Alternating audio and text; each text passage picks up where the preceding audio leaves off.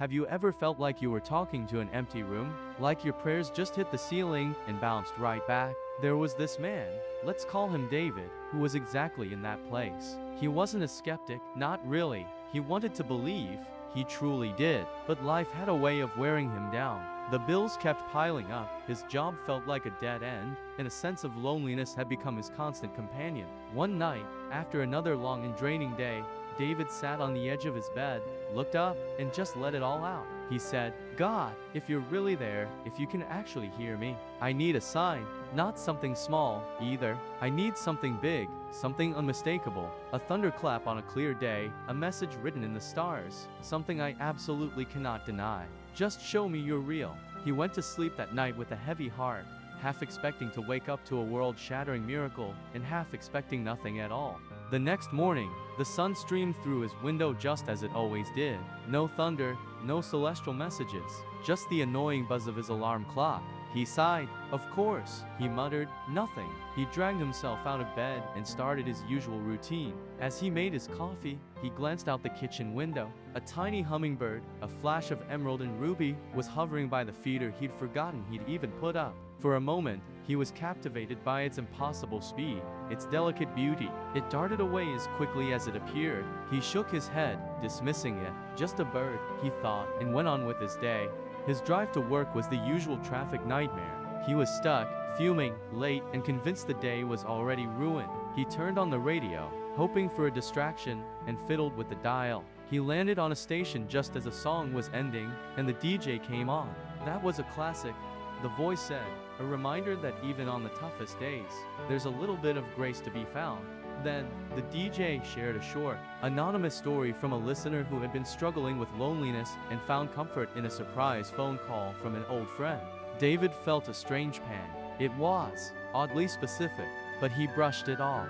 Coincidence, he told himself, radios are full of stuff like that. At work, things were just as stressful as he'd anticipated. A big project was on the verge of falling apart, and his boss was breathing down his neck. During a tense meeting, everyone was talking over each other, blame was being thrown around, and a solution seemed impossible. Just as David was about to give up, a quiet intern, someone who rarely spoke, cleared her throat. She shyly offered a simple, out-of-the-box idea. At first, no one paid attention, but the idea was brilliant. It was the key they had been missing. The tension in the room instantly dissolved, replaced by a collaborative buzz of excitement. David watched the intern, who was now blushing as his boss praised her, and thought, wow, where did that come from? But the thought was fleeting, quickly replaced by the next work crisis. He decided to grab lunch outside to clear his head. He sat on a park bench, mechanically eating his sandwich, his mind still racing with anxieties. An elderly woman sat on the other end of the bench. After a few minutes of silence, she turned to him with a warm smile. It's a beautiful day, isn't it? She said. David, caught off guard, just nodded. Sometimes, she continued, we get so caught up in our own heads, we forget to just look up and breathe. She pointed to a massive oak tree nearby. That tree, she said, has been here longer than either of us. It's seen storms, droughts, everything, but it's still standing, still reaching for the sun. A good reminder, I think. They sat in silence for another moment, and then she got up, wished him a good day, and walked away. Her words echoed in his head. It was a nice thought, but surely it was just a friendly old woman making small talk. On his way home, he stopped at the grocery store. The checkout line was long, and he was getting impatient. In front of him was a young mother with a fussy toddler in her cart. She looked exhausted. When it was her turn to pay, her card was declined. She tried it again. Declined. Her face flushed with embarrassment as she started fumbling through her purse, her hands shaking. People behind David started groaning and sighing. But then, the man in front of the woman, a construction worker covered in dust, turned around. Don't worry about it, he said gruffly, and tapped his own card on the machine, paying for her entire cart of groceries. The woman was speechless, tears welling up in her eyes. I can't let you do that, she stammered. Already did, he said with a shrug. You do it for me. He grabbed his own small bag and left. The whole line was silent. David watched the exchange, a knot forming in his throat. It was an incredible act of kindness, but a sign from God? Probably not. Just a good person doing a good thing.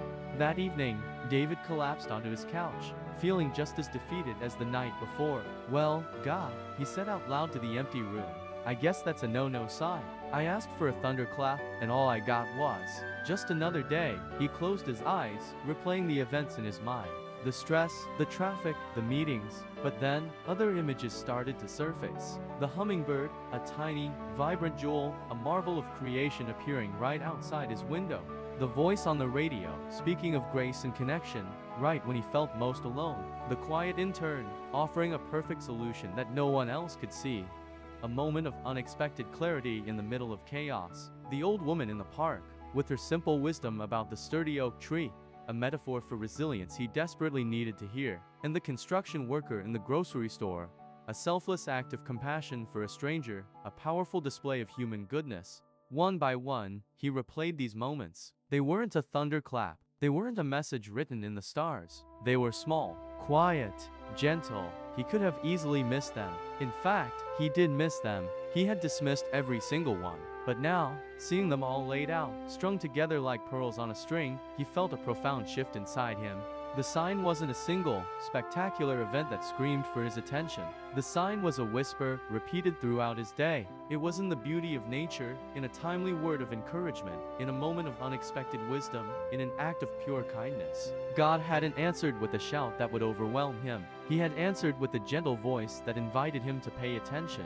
David sat up, and for the first time all day, a genuine smile spread across his face. Tears streamed down his cheeks, but these weren't tears of sadness or frustration. They were tears of recognition, of relief, of gratitude. The God he was looking for wasn't a distant, dramatic force. He was present in the small, everyday miracles we so often overlook.